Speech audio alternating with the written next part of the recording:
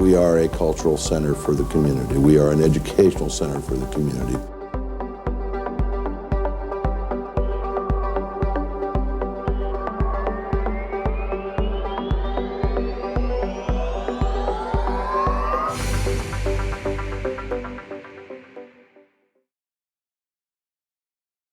I'm a charter faculty member, which means I go back to 1966 when the college opened.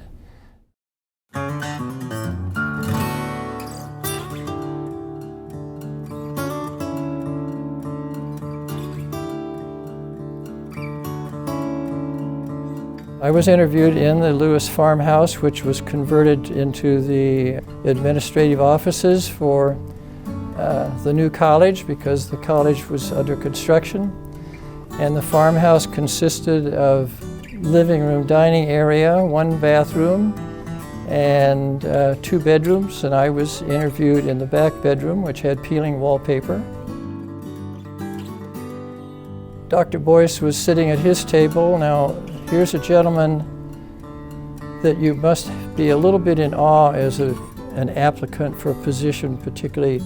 I was a high school instructor moving into the environment of the 2-year college. And so I was humble and impressed, humbled even in the back bedroom with peeling wallpaper. But here's the president with his sleeves rolled up.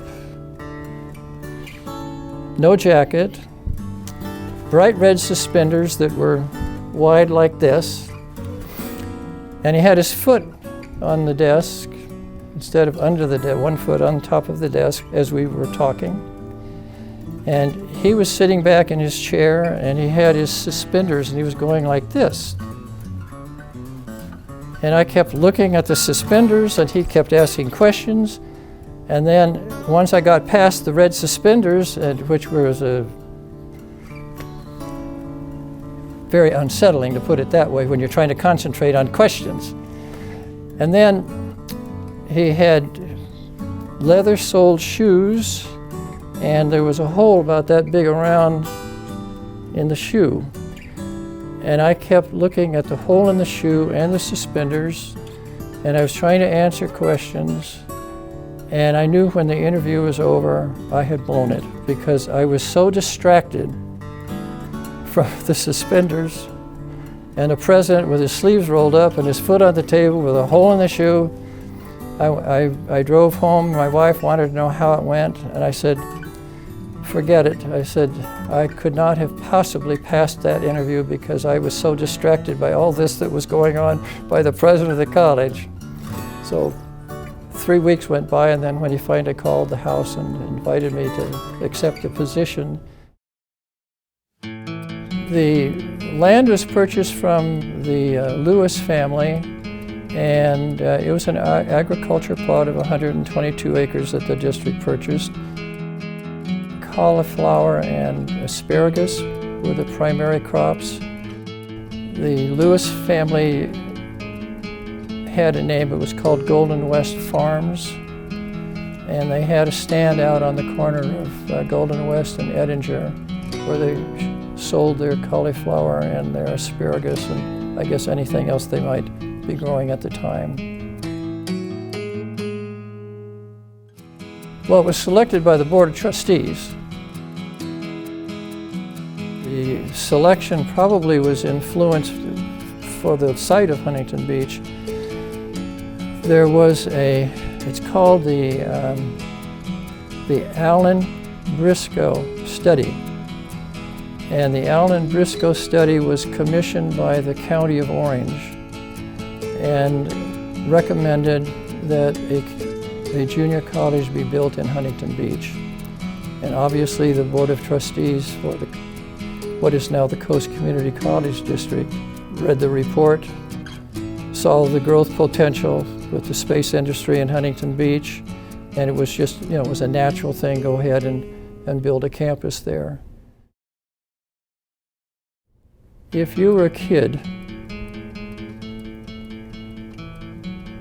and you were taken to Disneyland the day that it opened, with all of the spectacle of Disneyland, there's an element of excitement that you can't explain. You have to experience it.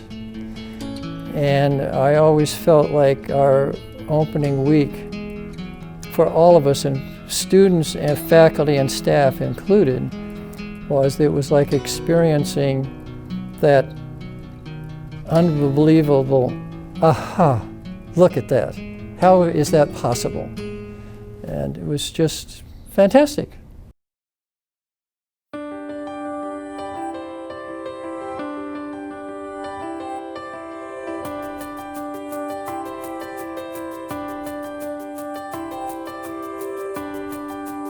We had a lot of media thrusts in the early days.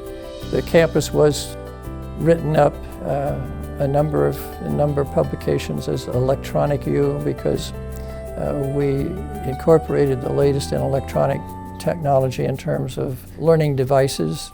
Students had the opportunity to experience what we called in the early days self-paced learning.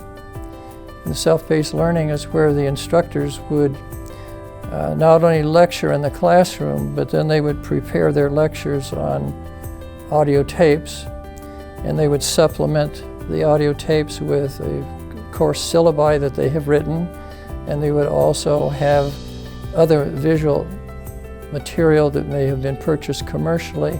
Bringing those all together, students could go to the library, which had a little module, and in the little module would be a tape recorder and a 35mm projector, and they could also, with headphones, they could listen to the cassette recordings of the lectures.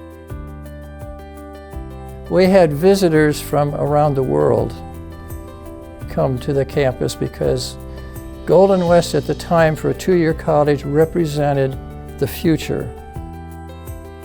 Well, you know, our little theme is Oceans of Opportunity. So really it's giving students an opportunity to either work in a career program, remediate. Maybe it's been a couple years since they've had a math class or an English class, and so we do remedial or developmental work with them, and then transfer.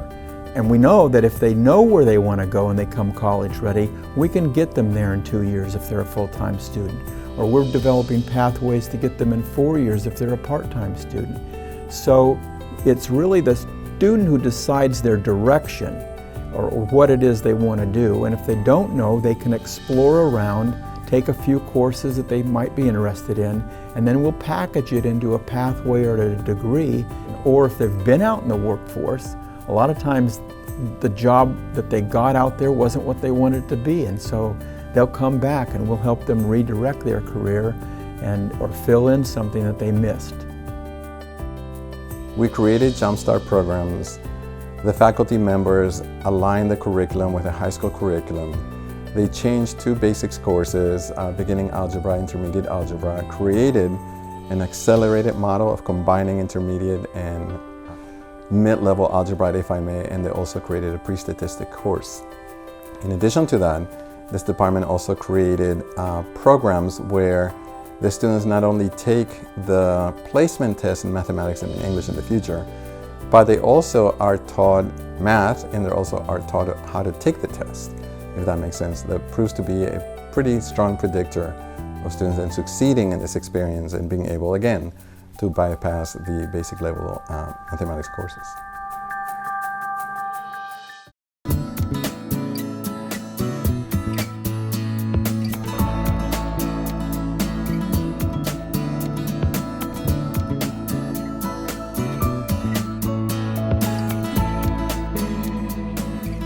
There's 2 things we changed. Number 1, we were the first community college in Orange County to say we were going to give seniors from high school who went through SOAR testing, we would bring them in and we would give them for their first semester the first place in line, priority registration, because they're the most vulnerable, because for 12 years of school they've been given their schedule, right? At college you have to choose your schedule and you forget other people may be wanting the same classes as you. So we gave them the opportunity to pick their schedule. And then later we began to think of that idea and said, we ought to package this for everybody. And so what a CSU and 2 is it is that ideal schedule. All the classes you need laid out in the best way in a morning schedule for the most time that goes for 4 semesters plus summer. And we say if you come in college ready and you're in one of these 19 most popular majors, we'll put you in the first semester. If you successfully complete those, we'll give you the same schedule in the spring, so you will graduate in 2 years, and we guarantee it. You just have to be successful in the classes, but we'll schedule them for you. We are prepared essentially to welcome the students who come here and they need assistance with their courses, either by finding books, by the way, the library for their courses, but also by having tutoring services. The Writing Center, by the way, helps students write assignments, including exams, for all of the classes that we can, and is normally, or as we have it set up, is a collaboration between the English department and Manchester Writing Center staff. So that normally when then a student comes to the Writing Center, we will be prepared to understand essentially what is required of them in their coursework.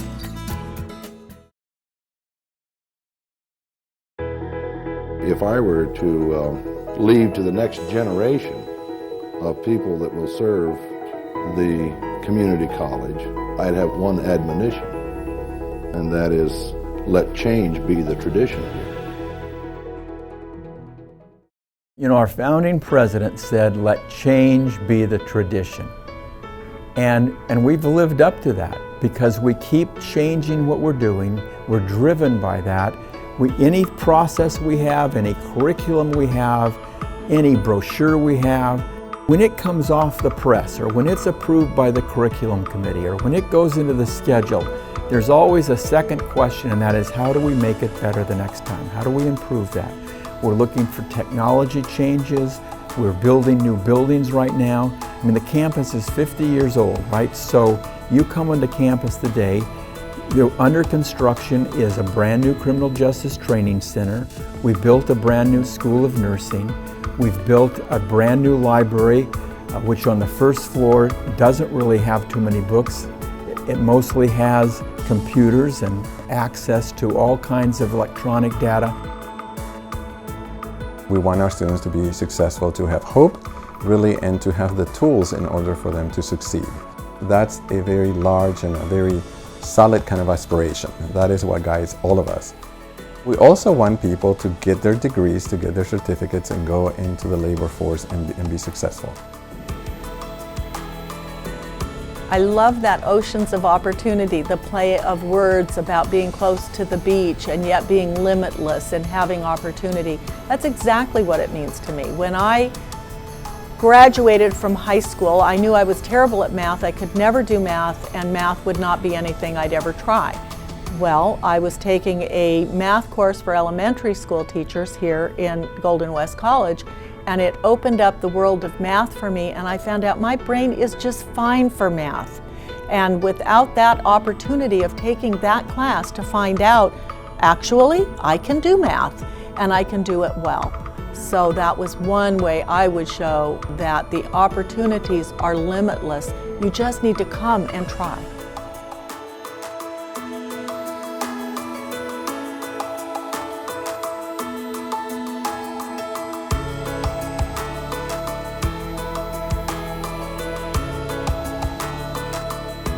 Two statistics I love to tell is that if you go to a Cal State college this year and you're at graduation, and you count 100 people walking across that stage, 55 of those 100 students started at a California community college, because transfer is our mission.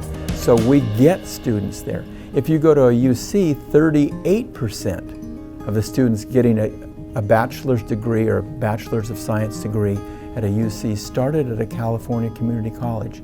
So transfer's the one thing we do. But the other thing is that if you go to a hospital, there's a good chance you have a nurse that came from Golden West, and if you get pulled over by a police or a police comes for assistance to you, there's a good chance they got their training. So we do the vocational training. Automotive's expanding tremendously. So those are ways we prepare people for careers. You know, entrepreneur is a new word, but we've always produced them, because if you think of our cosmetology department, in cosmetology or esthetician, those young men and women who get that degree in 1 year, most frequently they rent the chair in the beauty shop they work in, and they're their own small little business. And then often, sometimes they go into to purchase or start their own salons. So that's kind of what we are. We're about creating jobs and opportunities to get better jobs.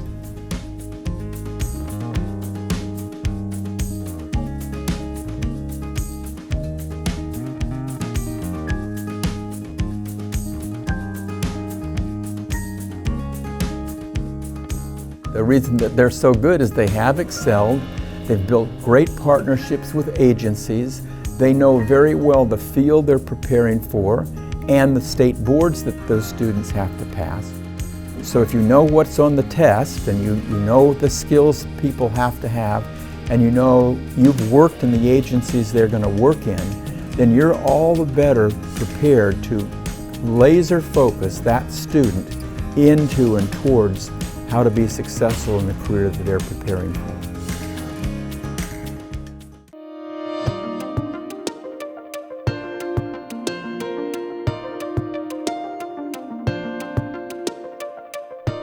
Golden West College, I think, stands out, not just because I'm a graduate of that program, but also because of just, what we have done for the community, the number of graduates that are serving as nurses in our community.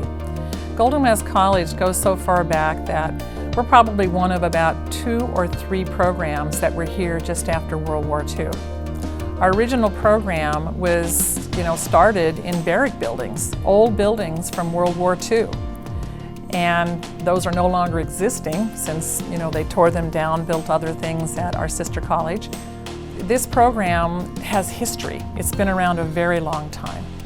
And not unlike perhaps other colleges in the area, but I think that really says a lot. The fact that we were in the 1940s, when our program began. Not only has our building changed, the types of equipment that we use. We have a lot of electronic equipment and simulation. We have, from just books, we now have e-books. We have all kinds of e-sources that the students can put in their smartphones. And when they're in the clinical or even in the classroom, they open up their iPhones and they can get right to the sources, right to the books that they need to have. That's really tremendous change from what it was in, say, the 1960s, late 60s is when this program started here at Golden West. And those of us that graduated from Golden West were here from 1969 through 1970. I think that Golden West College Nursing's program's mission statement is to provide an accessible, affordable, and intellectually inspiring education in order for students to complete our program and be successful. I think that we've kept up with the times. We have not only upgraded our equipment and our classrooms now are a flipped classroom. We do a lot more with our students in learning. It's not so much that we dictate learning, it's our students are also learning in their small groups and providing information back to us, and we're clarifying. The innovation is that our faculty are becoming more educated. We have a large number of our faculty that are PhD or EDD, nurse practitioners, and some will even be doctorate in nurse practitioners. So we have, our faculty are becoming very educated in order to provide exceptional services or exceptional teaching opportunities for our students.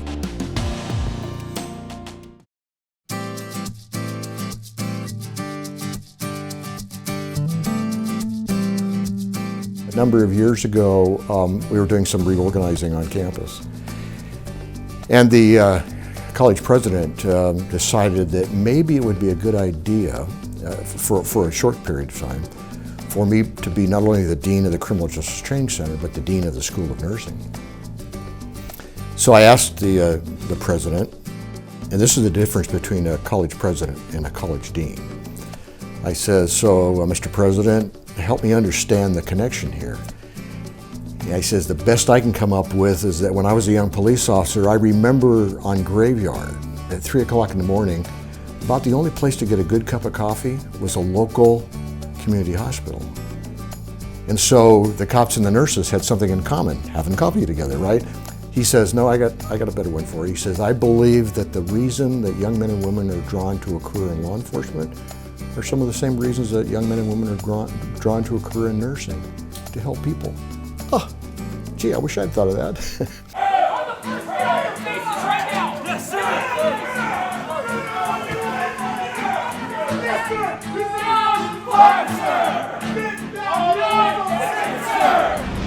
Two things that I think is really important when we're talking about training police officers and the people who support them is the science and the art. And the science is relatively easy. You know, that's the tactical stuff. That's how to properly use a firearm. You know, how to use the tools of being a police officer. The art is how to talk to people, how to successfully implement in any community, community-oriented policing. And I know that means a lot of different things to a lot of different people. But things have happened in our society in the last few years that has jeopardized nobility of policing and the cooperation that needs to be in place between that young police officer that's out there pushing around a black and white at 2 o'clock in the morning, and he gets a call to break up a family fight, and guess what? The family's fighting over the fact they just found their 17-year-old kid smoking dope in his bedroom. And so the challenges of training police officers and the people that support them is to give them the best training possible. You know, it's one of the reasons we have this technology. You know, take advantage of technology. We teach them in the classroom about deadly force, when to use it, when not to use it, the legal aspects of it, the moral aspects of it. And then we bring them in the simulator. It's better they make a mistake here than in the field. And some of these kids have never touched a gun in their life. And then we give them simunitions training, you know, paintball. And then we do what kind of brings it full circle, and we call it, they got to smell the gunpowder.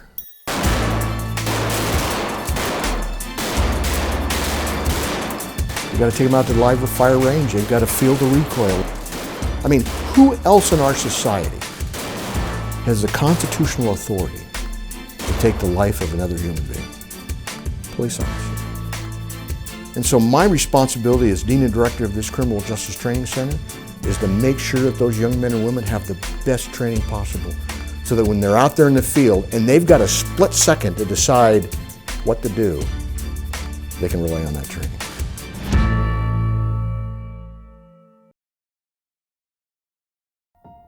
So going through the police academy, you do get a lot of experiences and tools to have in your back pocket, because in life we experience a lot of things in police work, and those tools are not just the things you carry on your belt, not just the gun, not just the handcuffs or the mace or anything else that you carry with you, but it's the tools in your mind, such as how to communicate with people, how to defuse situations, how to critically think through problems that you're going to be dealing with, and also obviously the technical skills and how to resolve problems.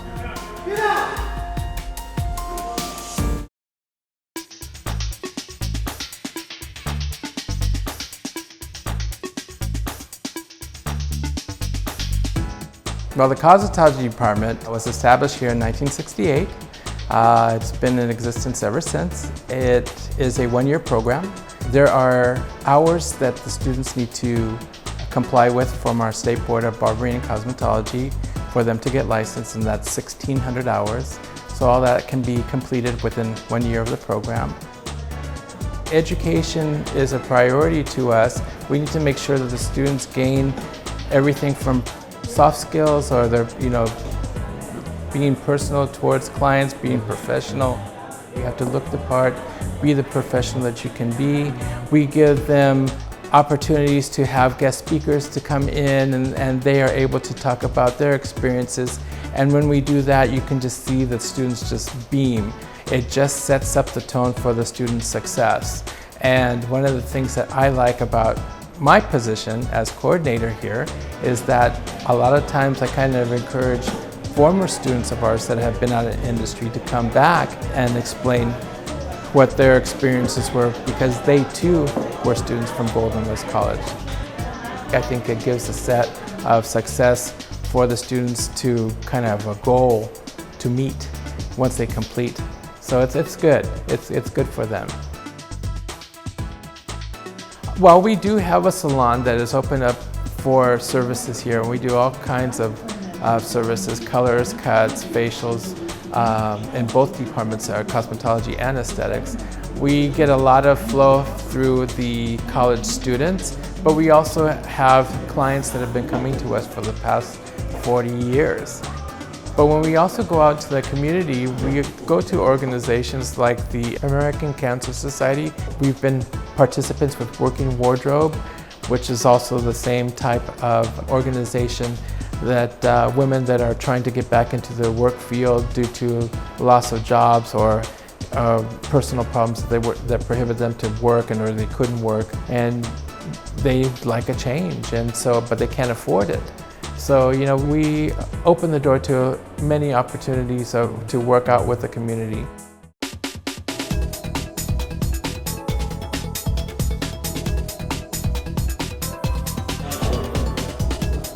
The certificates that we offer, one is called the emission specialist and the other is chassis specialist. So one focuses more under hood and one focuses more suspension, brakes, and electronics. We work with Honda to bring students into the program and take them through Honda's technical training path. They'll do the same training that the Honda technicians in the field are going to do right now. And so when they're done with the Honda training program, they'll be about 75–80% of the way through Honda's training program, and they'll finish that up at the dealership. So we try and place them at dealerships, and I really believe our program is extremely important for Golden West. I believe that we're taking students that maybe started in high school and maybe academics weren't their path, but they're still bright kids. And so we can get those kids in here and we can give them the opportunity to apply that stuff that maybe in high school they didn't realize was that important, you know, math and English and things like that. And give it a real life application. So automotive technology is highly technical. You know, you're using science, you're using math, you're using communication skills. And our program is really important because it empowers these kids that might not have thought that they could be successful, you know, and it might take kids that are going down a wrong path and give them the empowerment and the confidence to be successful and to support themselves and to support their families and just thrive.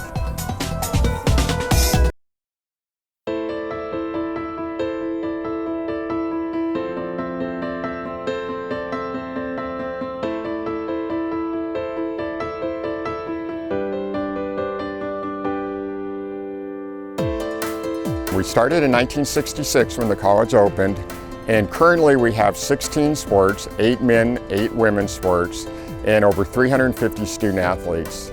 And that's more state championships than any other California community college. We have great people. Our coaches, I'd match our coaches against anybody, anywhere. Our staff's very, very involved and very knowledgeable. And you know, we made a conscious commitment years ago that, well, we want to have really good facilities and really good equipment and those things. We're going to invest in our people, and we believe in our coaches and teaching people and preparing them how to go rather than just putting all fancy bells and whistles. But I think overall it's just a commitment that if we're going to do something, we want to do it right and that we have the right people. We put our value on people rather than just things.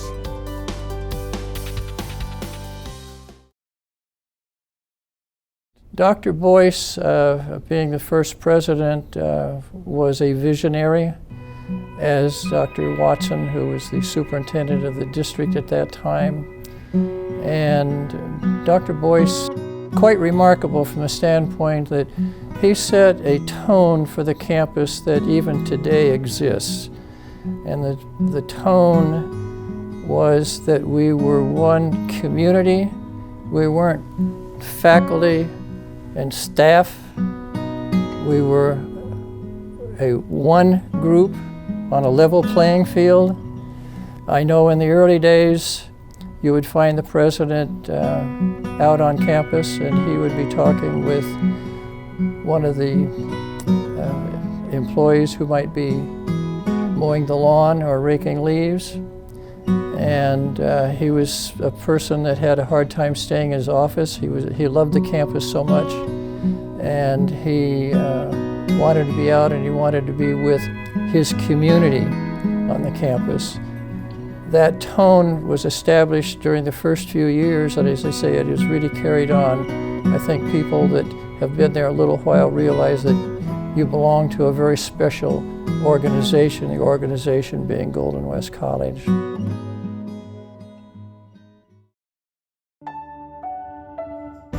I think that what Golden West College and the Criminal Justice Training Center really does provide is they want their students to be successful. And that's not just in the police academy, but I bring the perspective of working in the police academy, having been a student in the police academy.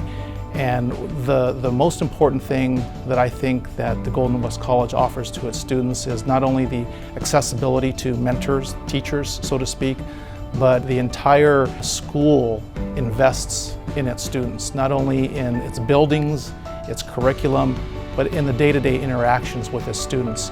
And that's really what's going to make people successful.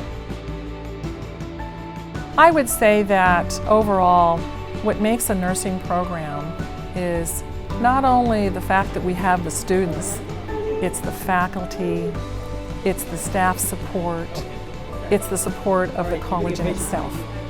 So we couldn't do what we do if it wasn't for all the people on this campus that come together that make this student capable of graduating from our program. And I have to say too that we're not just an island unto ourselves. We can't practice without what the community does for us. So we're a great nursing program because we have the community that also supports us. Every time I see these young men and women out on the grinder or on a run or in the classroom, it renews my faith in humanity. You know, we are a community college, but we don't want to be a college in a community. We want to be a college that's part of the community. And all of these efforts have been around that motto and that belief that we're a member of the community. It's the students that keep me there, and it's the staff that keeps me there. I believe in the mission. I believe it's important work we're doing. I believe we're changing people's lives. And almost every day, there'll come either a story or a problem or something across the desk that I know if I do this right and work with other people to help this particular student, their life will be better. And so it's really about changing lives and supporting students who are at risk or maybe aren't getting something and they need a little bit of encouragement. So that's what keeps me there.